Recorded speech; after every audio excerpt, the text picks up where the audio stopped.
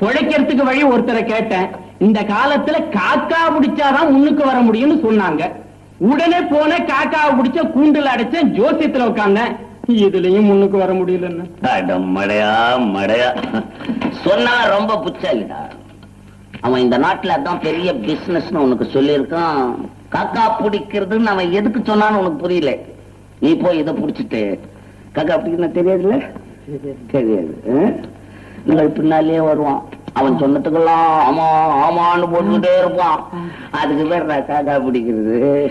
நீ போய் இந்த காக்காவை பிடிச்சுக்கிட்டு வந்திருக்க. சனீஸ்வரன் பகவான் வாகனண்டாது. நாராயணா நாராயணா. என் பேர் உங்களுக்கு எப்படி தெரியும்?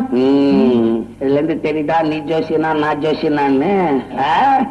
என்னடா டேய், ஏதோ திடீர்னு பணம் வந்துட்டாதான் ஆழம் மறந்துடுவானுங்க. நீ இருக்க இருக்க வறுமையில இருக்கும் போதே மறந்து போறீங்களாடா டேய்.